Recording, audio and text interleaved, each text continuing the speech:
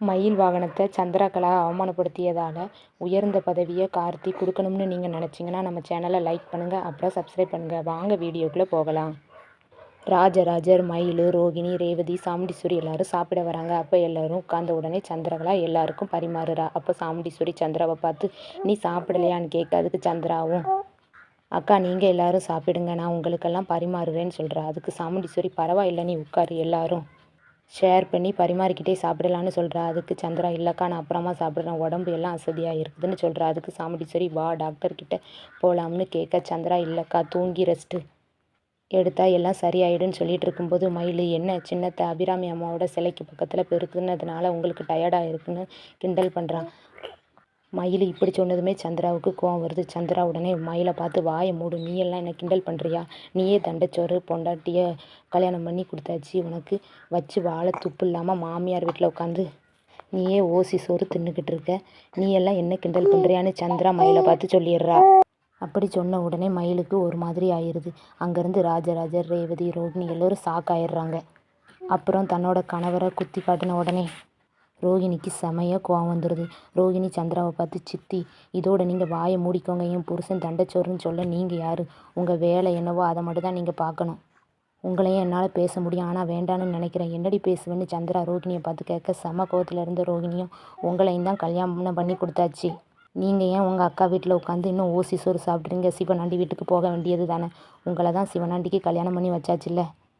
ரோகிணி சொன்ன உடனே சந்திராவுக்கு கோவம் வருது. என்ன ரோகிணி பேசிக்கிட்டே போகிறேன்னு சந்திரா சொல்கிறா.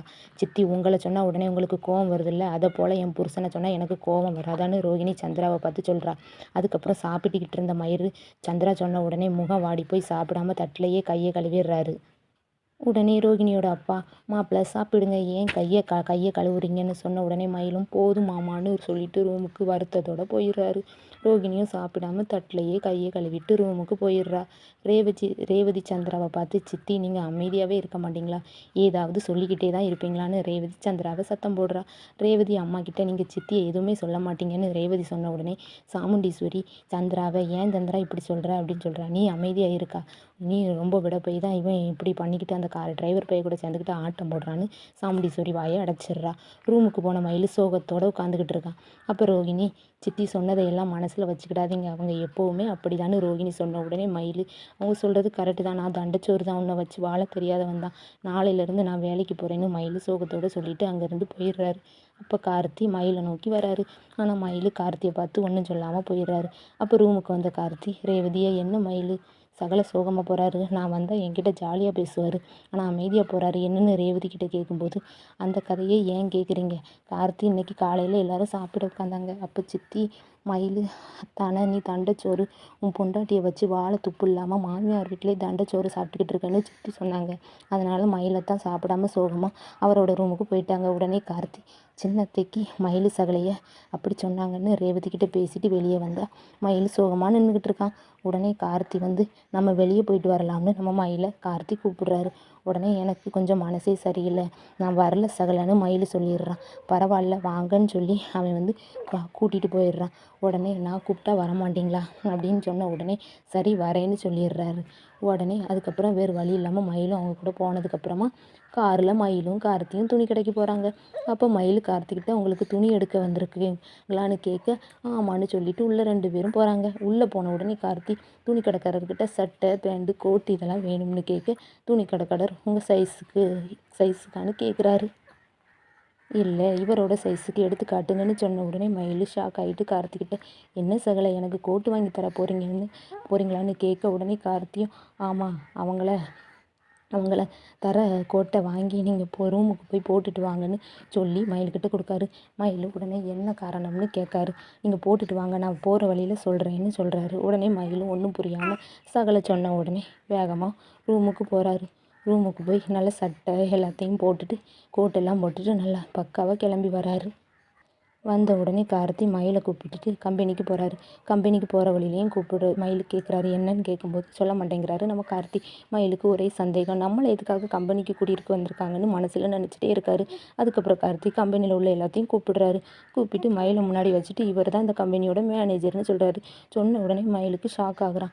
ஷாக் ஆகிட்டு கார்த்திகிட்ட, மயில் இவ்வளோ பெரிய பதவியை தூக்கி எனக்கு தெரியுங்க, அதுக்கு கார்த்தி உங்களுக்கு தராமல் வேறு யாருக்கு கொடுக்குறது? காலையில் சின்னத்தை உங்களை அவமானப்படுத்தினாங்கல்ல, ரேவதி சொன்ன அவங்கள அவமானப்படுத்தினா அது என்ன அவமானப்படுத்துகிற மாதிரி? நீங்களும் இங்கே தான் பொண்ணு எடுத்திருக்கீங்க, நானும் அங்கே தான் பொண்ணு எடுத்திருக்கேன். அது மட்டும் இல்லை, உங்களுக்கு ஒரு கஷ்டம்னா அது எனக்கும் தான். நான் எப்படி சின்னத்தை உங்களை அவமானப்படுத்துகிறத பார்த்துக்கிட்டு இருக்க முடியும்? இதை சொன்ன உடனே மயில் சந்தோஷத்தில் கண் கலங்குறாரு. அதுக்கப்புறம் மயில் கார்த்திக்கிட்ட ஒரே ஒரு ரிக்வெஸ்ட்டு சொல்கிறாரு. அதுக்கு கார்த்தி என்னன்னு கேட்க, அதுக்கு மயிலும் இன்றைக்கி ஒரு நாள் மட்டும் லீவ் எடுத்துக்கிறேன், நாளையிலேருந்து ஜாயின் பண்ணுறேன், இன்றைக்கி வீட்டில் போய் ஒரு சின்னத்தையே ஒரு சம்பவம் பண்ணணும்னு மயில் கார்த்திக்கிட்ட சொன்ன உடனே சரி ஓகேன்னு கார்த்தியும் மயிலும் சிரிச்சுக்கிட்டே பெறப்பட்டு வராங்க. இங்கே வீட்டில் எல்லாரும் மயிலை காணும்னு எங்கே போயிருப்பான்னு பேசிக்கிட்டு இருக்காங்க. அப்போ சாமுண்டீஸ்வரி சந்திராவை சத்தம் போடுறான். நீ எதுக்காக அவரை தண்டச்சோறுன்னு சொன்ன? நம்ம பொண்ணை கல்யாணம் பண்ணி கொடுத்துருக்கோம், அவன் முதல்ல என்னை கிண்டல் பண்ணாலாக்க, அதனால தான் நான் அவனை கிண்டல் பண்ணேன்னு சந்திரா சொல்கிறான். அதுக்கு சாமுண்டீஸ்வரி, என்ன இருந்தாலும் நீ அவரை அப்படி பேசியிருக்கக்கூடாது, அவர் இந்த வீட்டோட மூத்த மாப்பிள்ளைன்னு பேசிக்கிட்டு இருக்கும்போது ஒரு கார் வருது. காரில் யார் வரான்னு எல்லாரும் வெளியே வந்து பார்க்குறாங்க. காரில் கார்த்தி முதல்ல இறங்குறான். அதுக்கப்புறம் மயில் இறங்குறான். மயிலில் எல்லாரும் பார்த்து ஷாக் ஆகுறாங்க. ஏன்னா அவன் கோட் ஷூட் போட்டதுனால யாருக்குமே அடையாளம் தெரியலை, கூலிங் கிளாஸும் போட்டதுனால உடனே அடையாளம் தெரியலை. உடனே ராஜராஜர் நம்ம கார்த்திகிட்ட வந்து யார் இதுன்னு கேட்க எல்லோரும் பார்த்துக்கிட்டு இருக்காங்க. அப்போ கார்த்திகிட்ட ராஜராஜர் வந்து, இது யாருன்னு தெரியலையா, இது நம்ம சகல பெரிய மாப்பிள்ளை, அதாவது மயில் மாப்பிள்ளைன்னு சொல்கிறார். மயில் மாப்பிள்ளையா, பெரிய ஆள் மாதிரி இருக்குன்னு கேட்குறாரு. மயில் கண்ணாடியை கலாட்டிட்டு நான் தான் மயில் அப்படின்னு சொல்கிறாரு. அங்கே இருந்த எல்லாரும் ஷாக் ஆகுறாங்க. மயில் உடனே சின்னத்தை என்ன கிண்டல் பண்ணாங்கல்ல தண்டச்சோறுன்னு, இப்போ நான் அபிராமி கன்ஸ்ட்ரக்ஷனில் மேனேஜர்னு சொல்கிறாரு. இதை கேட்டது ரோகிணி ரேவதி எல்லாரும் சந்தோஷப்படுறாங்க. சந்திரகலா ரொம்பவே வெறுப்படைகிறா. இந்த கார்த்தி இவ்வளோ பெரிய பதவி தூக்கி இந்த மயில் பதவிக்கு கொடுத்துருக்காளேன்னு வெறுப்படைகிறா மனசில். சாமுண்டீஸ்வரிக்கு கார்த்தியை பிடிக்கலனாலும் நம்ம மயிலுக்கு இவருக்கு ஒரு வேலை போட்டு கொடுத்ததுனால அவள் ரொம்ப சந்தோஷப்படுறான். ஆனால் கார்த்தியை பாராட்டவே இல்லை, எதுவும் சொல்லாமல் உள்ளே போயிடுறா. ரோகிணி கார்த்திக்கு தேங்க்ஸ் சொல்கிறா. ரேவதியும் பரவாயில்லைங்க, இப்படி ஒரு காரியத்தை கொடுத்து நம்ம மயிலத்தானே நீங்கள் உயர்ந்த பதவிக்கு ஆளாயிட்டீங்க. சின்னத்தை முன்னாடி நம்ம மயிலைத்தான் ரொம்ப அசிங்கப்படுத்தினாரு, ஆனால் இவ்வளோ பெரிய பதவியை கொடுத்து நீங்கள் இது பண்ணிட்டீங்க அப்படின்னு சொல்லிடுறவன். அதுக்கப்புறம் ராஜராஜர் கார்த்திகிட்ட, நீங்கள் எங்கள் கூட இருந்து என் குடும்பத்துக்கு எல்லாம் நல்ல விஷயங்கள் நிறைய பண்ணுறீங்க, ஆனால் ஈஸ்வரி எப்போ தான் இதை புரிஞ்சுக்கிட்டு போகிறானே தெரியலன்னு சொல்லிட்டு ரூமுக்கு போயிடுறா. அப்புறம் சின்னத்தையும் வேகமாக ரூமுக்கு கிளம்ப போகும்போது மயிலும் கார்த்தியும் வேகமாக வராங்க. வந்து கார்த்தி வந்து சந்திரா கிட்ட, எப்படி நீங்கள் மயிலை இவ்வளவு கிண்டல் பண்ணலாம், அவர் வந்து இந்த வீட்டோட மாப்பிள்ளை, இப்போ என் கம்பெனியில் அவரோட மேனேஜரு, நீங்கள் தான் இங்கே உட்காந்துக்கிட்டு ஓசி சோறு சாப்பிட்டுக்கிட்டு இருக்கீங்க, இனிமேல் மயிலெல்லாம் அப்படி சொல்கிற வேலை, மயில் சகலையெல்லாம் அப்படி சொல்கிற வேலை வச்சுக்கிடாதீங்க, அவர் இந்த வீட்டோட மாப்பிள்ளைன்னா நான் 2வது மாப்பிள்ளை, நீங்கள் இந்த குடும்பத்துக்கு எவ்வளோ இடைஞ்சல் பண்ணாலும் நானும் மயில் மாப்பிள்ளையும் சேர்ந்து அதை தடுத்துக்கிட்டே இருப்போம், நீங்கள் அப்படி மயிலை அசிங்கப்படுத்தலாம் அப்படின்னு சொன்ன உடனே நான் சந்திரா கோபத்தில் இதுவும் அசிங்கப்படுத்துவேன், இன்னும் அசிங்கப்படுத்துவேன் அப்படிங்காங்க. அதையும் பார்க்கலாம், அடுத்த தடவை புதுசாக ஏதாவது ட்ரை பண்ணுங்கள் அப்படின்னு சொல்லிட்டு மயிலும் கார்த்தியும் அங்கேருந்து போகிறாங்க. சந்திரா அவங்க போகிறத பார்த்து முறைச்சிக்கிட்டே இருக்கா. இங்கே ரூமில் நம்ம ரேவதி கார்த்தியை கட்டி பிடிக்கிறான். எங்கள் அத்தானுக்கு ஒரு பிரச்சனைன்னு நீங்கள் முன்னாடி வந்து ஒரு விஷயத்த பண்ணி அவங்கள வந்து உயர்ந்த பதவிக்கு ஆளாக்கிட்டீங்க, அதனால் ரோகிணி ரொம்ப சந்தோஷப்பட்டா அப்படின்னு சொல்லி இதோட இந்த வீடியோ முடிவடையுது.